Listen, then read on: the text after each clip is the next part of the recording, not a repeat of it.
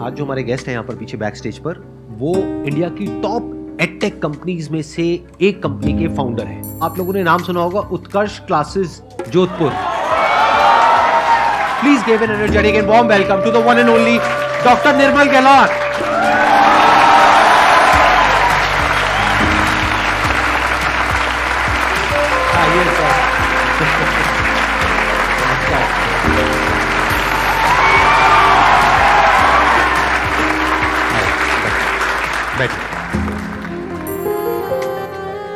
सबसे पहले संदीप सर के बारे में कहना चाहूँगा कि संदीप सर जैसे और लोग भी आपसे कई जो मोटिवेट हुए होंगे, 2012 में जो आपका लाइफ चेंजिंग जो सेमिनार था, मैंने भी उसको अटेंड किया था और इतना ज़बरदस्त उससे मैं प्रभावित हुआ। और उस पूरे वीडियो में कई सारी चीज़ें हैं जो आज भी सब बच्चे अगर देखें तो आज भी उसको ग्रहण कर सकते हैं। लेकिन उसमें जो लास्ट में जो आप कहते हैं ना कि देखिए आज तुम्हारे अंदर एक भूख है कुछ करने की, कुछ बनने की, लेकिन लाइफ में एक दिन ऐसा आएगा कि तुम्हें जितना चाहिए उससे तुम्हारे पास में कुछ ज़्यादा होगा, उस समय तुम किसी भूखे की, गरीब की मदद कर देना।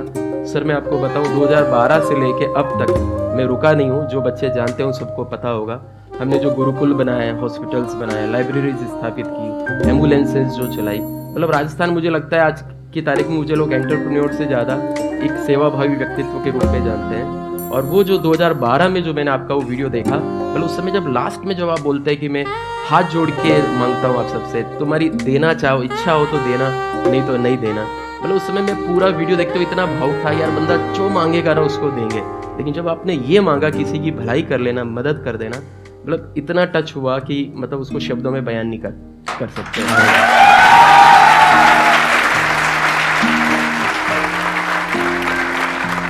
13 सितंबर 2002 को हमने शुरू किया था जोधपुर से ही। एक घर लिया था जिसमें 2 कमरे थे, रसोई थी, जो टेबल जो होती है काउंसलिंग की टेबल, वो मेरी स्टडी टेबल थी, वही मैं लेके आया था। और जो रसोई का किचन का जो प्लेटफॉर्म होता है वहीं पे हमने कंप्यूटर रख के, और मेरा छोटा भाई जो कंप्यूटर का काम जानता था उसको भी साथ लेके आए। सुबह 4 बजे इंस्टीट्यूट पहुंच जाते, साफ सफाई करके अच्छे से बन ठन के तैयार होके, और 7 बजे रेडी रहते थे कि अब कोई स्टूडेंट आए, पढ़ाना है, काउंसलिंग करना है, शुरू करना है। तो कितने टाइम बाद आपको रिजल्ट मिलना शुरू हुआ? रिजल्ट मुझे लगता है हमें 1 महीने के अंदर अंदर आना शुरू हो गया। 4 बच्चों से हमने शुरू किए, 15-20 दिन में 40 भी हो गए।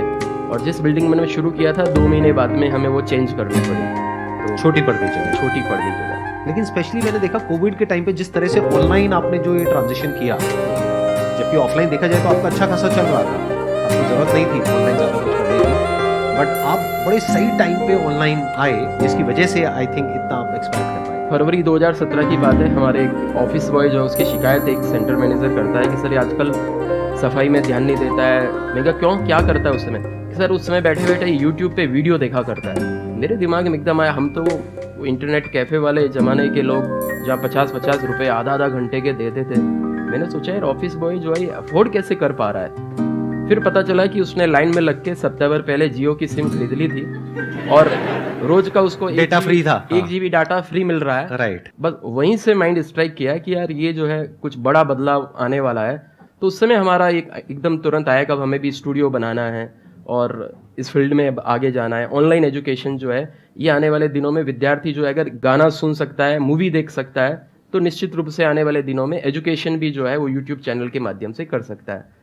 तो वहाँ से फिर हमारा ऑनलाइन एजुकेशन का थॉट जो है वो स्टार्ट हुआ। और इसलिए मैं हमेशा कहता हूँ आइडिया कहीं से भी मिले उसको ले लीजिए। हमने एक ऑफिस बॉय से जो है वो आइडिया ले लिया। हमारे लिए तो आज वो भगवान की तरह है भाई कि उसने छोटी सी लापरवाही बरती, लेकिन उसने सही सही बता दिया कि भाई मैं किस कारण से इसमें जो है गड़बड़ कर रहा हूँ। वो ऑफिस बॉय है अभी भी आपके साथ? बिल्कुल बिल्कुल है, बिल्कुल है। अभी मैंने देखा कि आपका जो मेन चैनल है उत्कर्ष क्लासेस जोधपुर के नाम से, वहाँ पे 1 करोड़ सब्सक्राइबर्स पूरे हुए हैं अभी रिसेंटली। उसके लिए बहुत बहुत congratulations. Thank you sir, thank you. Basically क्या होता है, देखो ध्यान से समझना कि जो एंटरप्रेन्योरशिप होती है ना, उसमें क्या होता है कि कुछ मार्केट लीडर्स होते हैं, उसमें से बहुत सारे ऐसे प्लेयर्स होते हैं जो टाइम के साथ साथ खत्म हो जाते हैं। एक टाइम पे लीडर थे लेकिन 10-20 साल बाद वो खत्म हो जाते हैं, उनको कोई नहीं जानता है। और कुछ ऐसे होते हैं जो वक्त के साथ साथ बदलते रहते हैं। तो सर जो हमारे साथ बैठे हैं वो उनमें से एक हैं। इसमें करते हुए चैलेंजेस भी होते हैं। एडटेक में आप देखेंगे जनरली तो लोग टियर 1 टियर 2 सिटीज़ से हैं। मैं जोधपुर से हूँ, टियर 3 सिटी से। पिताजी मेरे टीचर रहे, मुझे भी कहीं ना कहीं अंदर से था कि मैं पढ़ा सकता हूँ। और मैंने 9th क्लास से भी ट्यूशन पढ़ाए। जब मैं 9th में था तब मैंने 9th को पढ़ाया, मतलब मैंने अपनी पहली अर्निंग 9th क्लास से कर ली थी। तो मैं यूथ को सबको यही कहना चाहता हूँ कि ज़िंदगी में जो परीक्षाएं जो है वो आपकी स्कूल की, कॉलेज की, कंपटीशन की परीक्षा जो है वो बहुत ज़्यादा मायने नहीं रखती है। जीवन की एक परीक्षा वो अलग ही प्रकार की परीक्षा है। आज हमारी कंपनी में कई सारे IITian और सर्विस कर रहे हैं, हम नहीं कर पाए तो नहीं कर पाए, कोई दिक्कत नहीं। इसलिए मैं हिंदी मीडियम का हूँ, मैं Tier 3 सिटी से हूँ, या मेरा आर्ट्स है या ये मतलब नहीं है। और जितने भी पेरेंट्स हैं, आपकी वीडियो को सब लोग देखते हैं, पेरेंट्स को भी चाहिए कि अपने बच्चों को पूछ के, उसको शांति से बिठा के उसको कहे कि तुम खुद बताओ तुम क्या बनना चाहते हो। इससे पहले कि हम आगे बढ़ें और ऑडियंस आपसे क्वेश्चंस पूछे, मेरे माइंड में क्वेश्चन आ रहा है कि जैसे अब ये जो एडटेक कंपनीज हैं ये सब वेल फंडेड हैं, क्या आपके पास में भी फंडिंग है या आप सब कुछ खुद ही कर रहे हैं? नहीं सर, हमारे ऊपर अभी 1 रुपये भी डेट नहीं है, खुद ही कर रहे हैं। विद्यार्थियों का प्रेम जो है वही सबसे बड़ी फंडिंग है, उसी से लेके हम चलते हैं। सर जैसे कि अभी हम सर अभी बैंकिंग की तैयारी कर रहे हैं, बट सर कभी कभी मन करता है कि इसे बिजनेस स्टार्टअप करने का। फिर लगता है कि नहीं, हम मतलब मैथ्स में स्ट्रांग है, हम बैंकिंग एग्जाम क्रैक कर सकते हैं। फिर लगता है कि नहीं, बिजनेस में भी कर सकते हैं। तो सर वो डाइवर्सन समझ नहीं आता कि मीन्स इनिशिएटिव ले कि नहीं ले, उसमें कन्फ्यूज़न रहता है बहुत ज़्यादा। मतलब जब इनका चैनल देखते होगे तो बैंकिंग की तैयारी करते होगे, मेरा चैनल देखते होगे तो मन करता होगा यार बिजनेस कर लेते हैं। Yes sir. तो अब सवाल ये उठता है, मेरा चैनल देखें या इनका चैनल देखें, बताइए सर। मन जो है ना वो आपका ये करूं वो करूं, इवन पढ़ते समय भी आपका मन बैंकिंग का एग्जाम की तैयारी करते हो सकता है उसमें भी मन नहीं लगेगा, और बाद में धंधा करोगे बिजनेस में, उसमें भी लेके मन नहीं लगेगा। तो ये थोड़ा मन वाली प्रॉब्लम है। थोड़ा सा बुद्धि जो है उसको, मन को कंट्रोल अगर करोगे, थोड़ा सा ध्यान लगाओगे, थोड़ा सा 10-15 मिनट बैठ के सोचोगे कि किधर मेरा पैशन है, किधर मुझे जाना है, तो आपको खुद को अंदर से लेके जवाब मिलेगा। और मन तो इतना चंचल है ना, मन के बारे में लिखा हुआ है कि मरकटश्च सुरापाई तन वृश्चिक दंसकम। मरकट कहते हैं बंदर को, बंदर तो खुद ही उछल कूद करने वाला होता है। और मरकटश्च सुरापाई, बंदर को सुरा मतलब शराब पिला दो, और तन वृश्चिक दंसकम, उसको बिच्छू और कटा दो।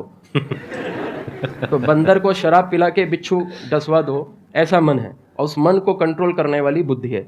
तो आपका जो ये विचलन है उसमें आपको खुद को ही शांतिपूर्ण बैठ के, नहीं तो अभी मैंने आपको सलाह दे दी कि भाई तुम बैंक के एग्जाम की तैयारी मत करो, बढ़िया है बिजनेस कर लो, मैंने भी किया, और पता चला बिजनेस नहीं चला, आगे कोस हो गया हम दोनों को। तो कुल मिला के ये है कि मतलब सोच लो, लाइफ में 2-3 ऑप्शंस भी कई लोग रखते हैं, भाई पहले ये करेंगे बाद में ये करेंगे, इस प्रकार से भी लेके हो सकता है। लेकिन ये पूरा आपका ही कॉल है, मतलब आपको खुद को ही बैठ के अच्छे से सोचना होगा। अच्छा, मैं आपसे कुछ क्वेश्चंस पूछूंगा, आप मेरे को जवाब देना। Yes sir. क्या आपके माइंड में जैसे कहीं भी कुछ भी होता हुआ देखते हो, क्या ये थॉट आता है कि ये काम क्या हो रहा है, वो काम क्या हो रहा है, इसको मैं भी बेच सकता हूँ, इसको मैं ये कर सकता हूँ, यहाँ से पैसा कमा सकता हूँ? सर जैसे कि हम मतलब ऐसा नॉर्मल तरह से बताएं सर, तो हम एक बार रोड पर चल रहे थे, 2 गोलगप्पे की दुकान थी, और एक गोलगप्पे वाला दुकान वाला नॉर्मल तरीके से दे रहा था, तो उसका मतलब था बिक नहीं रहा था। पर वही दूसरा गोलगप्पा वाला इंसान उसमें प्याज काट के, मतलब एक्स्ट्रा तरीके से नहीं, तो आलू में प्याज काट डाल के देना, वो बंदा वैसे बांट रहा था। तो सर उसका ज़्यादा मतलब कस्टमर उस पर ज़्यादा अट्रैक्ट हो रहे थे, जबकि उसने कुछ किया नहीं, सिर्फ एक इनिशिएटिव उठाए थे। तो वही सोचा था कि बिजनेस में अगर कुछ एक नया चीज़ ला देना तो मतलब बिजनेस सक्सेस होने का रेट ज़्यादा होता है। और बताओ, और कहाँ पे क्या नजर आया आपको?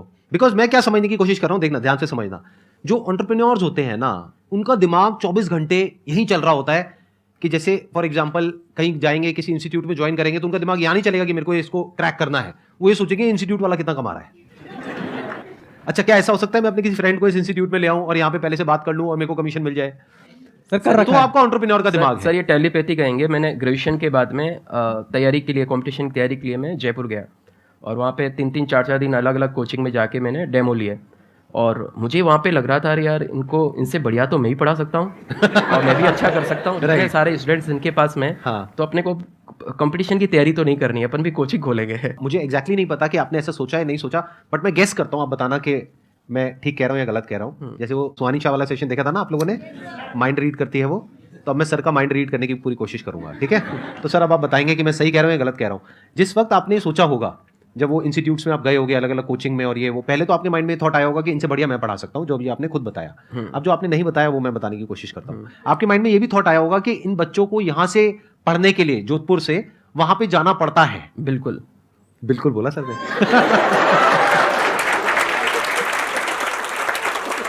क्या हो अगर मैं कुछ ऐसा कर दूं कि उनको बड़े शहर ना जाना पड़े, यहीं पर मैं उनको उस लेवल की एजुकेशन दे पाऊं जो उनको बड़े शहर जाकर के मिलती है, तो उनकी कॉस्ट भी बचेगी, रहने खाने का खर्चा भी बचेगा, और मैं यहां पर उसको बहुत अच्छे से कर पाऊंगा। तो गैप आपको नजर आया? बिल्कुल सर, बिल्कुल। दूसरी बार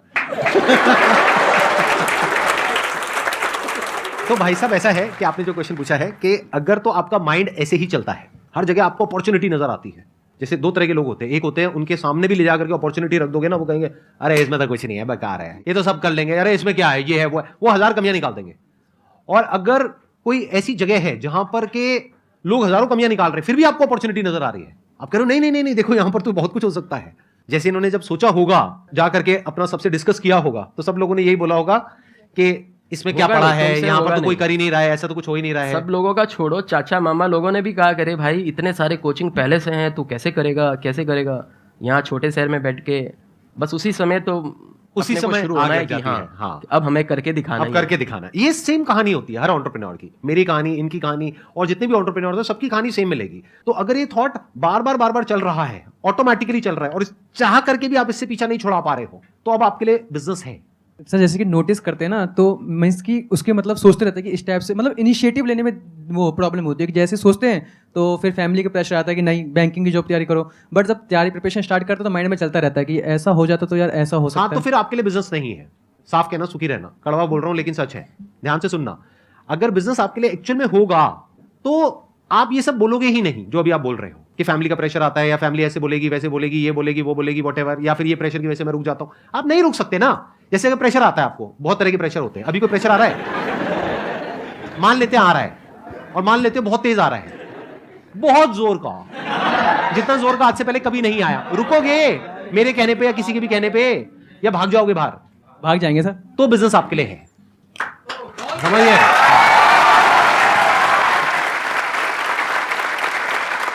बिजनेस कब करना चाहिए? जब चाह करके भी आप खुद को रोक नहीं पा रहे हो, आपका दिमाग हट ही नहीं रहा है इस सबसे, दिमाग में नंबर्स घूमते रहते हैं, दिमाग में 24 घंटे यही घूमता रहता है, ये क्या काम कर रहा है, ये कैसे पैसा कमा रहा है, ऐसे कैसे कमाई होती है, ये होती है वो होती है, ऐसे क्वेश्चन चल रहे हैं आपके माइंड में 24 घंटे। तो बिजनेस आपके लिए है। जीवन में वैसे कोई भी काम करना है ना, तो सफलता के लिए 5 चीज़ें चाहिए। भगवान श्री कृष्ण ने गीता में 18वें अध्याय के 14वें श्लोक में कहा है, अधिष्ठानम तथा कर्ता कर्णम च पृथक विधम विविधाश्च पृथक चेष्टा देवम चेवात्र पंचमम। अधिष्ठानम तथा कर्ता, सबसे पहले अधिष्ठान मतलब फाउंडेशन, आपका उद्देश्य क्लियर होना चाहिए कि मुझे क्यों करना है, क्या करना है, कैसे करना है, ये सब दिमाग में क्लियर होना चाहिए। अधिष्ठानम तथा कर्ता, ये क्लियर किसको होना चाहिए? कर्ता मतलब खुद को, करने वाले को होना चाहिए। फिर तीसरा है कर्णम च पृथक विधम, कर्णम में अपनी जो सारी इंद्रियां भी हैं, कर्णम में उपकरण जितने भी हैं वो सब भी। चौथा मैंने क्या बताया? विविधाश्च पृथक चेष्टा, विविध प्रकार की अलग अलग चेष्टाएं करनी पड़ेगी। और फिर 5वां है देवम कृपा, ईश्वर की कृपा भी साथ में लेके चाहिए। वैसे जो 4 काम जो अच्छे से करता है उस पर देव कृपा जो है वो ऑटोमेटिक हो ही जाती है। तो ये सबको ध्यान रखना। क्या बात। सर मैं आपसे जानना चाहूंगा, based upon your entire experience of life, ये जो लोगों की एज ग्रुप है वो अराउंड 20 साल के आसपास है, इनको सिर्फ एक सलाह देनी हो तो वो सलाह क्या होगी सर?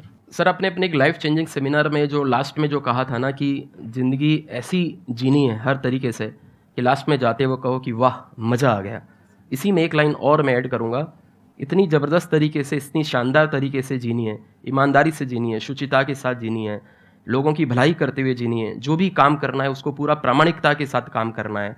ईश्वर ने ये शरीर दिया है, इस शरीर का अच्छे से पालन पोषण करना है। ईश्वर ने हमें माता पिता दिए हैं, जो कुछ दिया है वो ईश्वर ने दिया है ना। नौकरी जो है वो भी हमें ईश्वर देगा, उसके लिए हमें जम के मेहनत करनी है। नौकरी मिलने के बाद में वहाँ पे पूरी ईमानदारी के साथ काम करना है। और मन में ये रखना है हमें कि हम सबको ईश्वर ने यहाँ पे एक रोल निभाने के लिए भेजा है, एक पारी खेलने के लिए भेजा है, और वो रोल निभा के वो पारी खेल के वापस हमें लौट जाना है।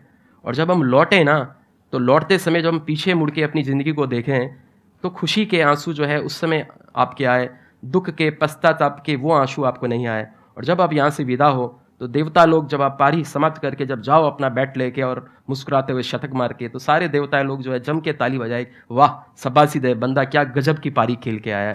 क्या बात है,